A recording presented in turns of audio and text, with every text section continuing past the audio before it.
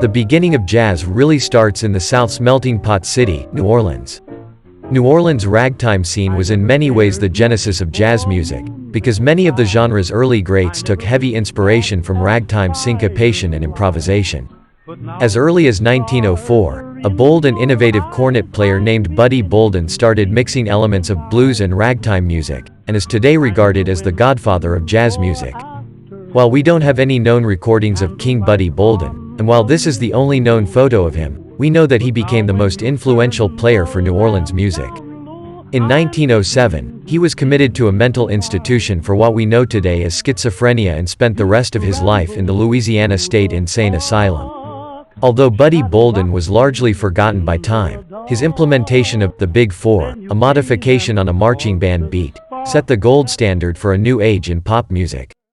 But jazz wasn't a mainstream idea in American music until around 1917, when the original Dixieland Jazz Band recorded Livery Stable Blues in Chicago. The music was sterile, without any sense of black spirit or very many of the tropes that you would find in modern jazz. The tune had no improv, because it was played directly from sheet music, and it lacked any trace of blues.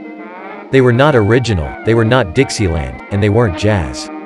But that didn't stop the band from bringing jazz into the vocab of the average American very quickly, priming the general public for black musicians. It wouldn't be until the 1920s where recording companies would realize the importance of black jazz artists.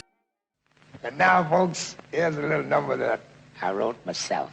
And the title, Someday.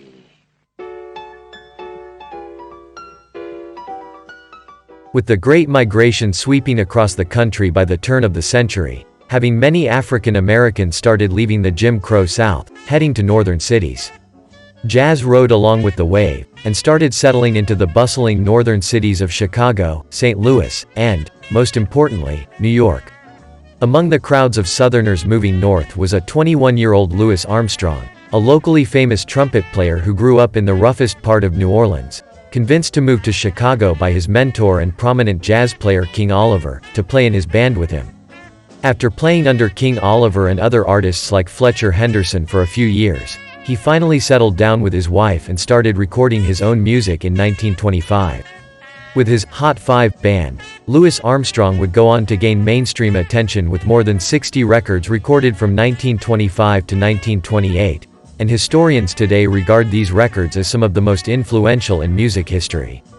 Armstrong carved out his own style by adding distinct solos for separate instruments into his songs, as well as his use of scat singing, or the ba-boo-dee-daws that he would throw into his songs to use as syllabic improv.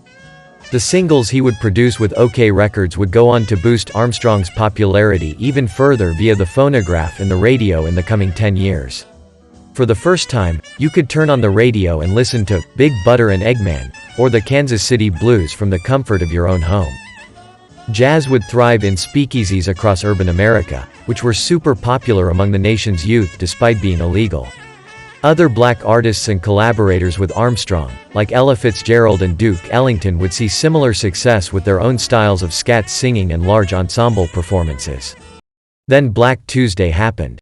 The Great Depression was bad for so many industries in America, but it didn't stop jazz from growing even further.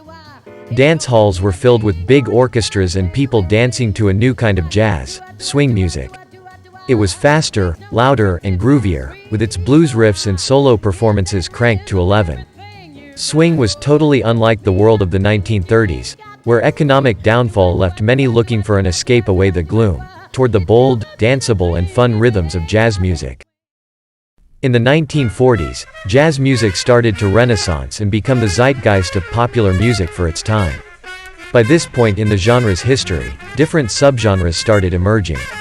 This jazz revival would have artists like Billie Holiday and Frank Sinatra adapt to the pop music climate of the 1940s and 1950s music scene, while the swing craze would die down a bit as the Second World War took away the numbers needed for big band swing.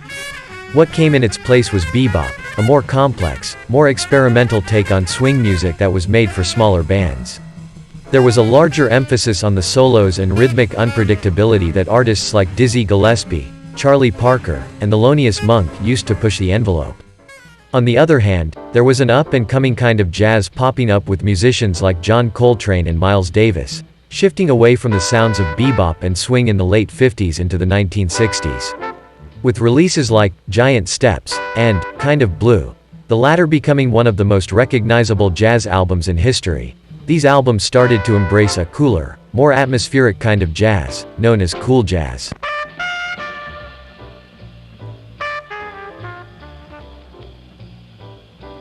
During a time when African Americans were still largely discriminated against in society at large, jazz music was able to prosper and thrive in popular culture, despite the nation's racial biases at the time.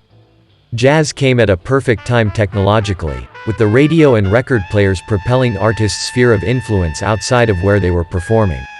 Without jazz, would we really have doo-wop records, rock and roll, or funk? Would we really have rap music, or lo-fi hip-hop beats?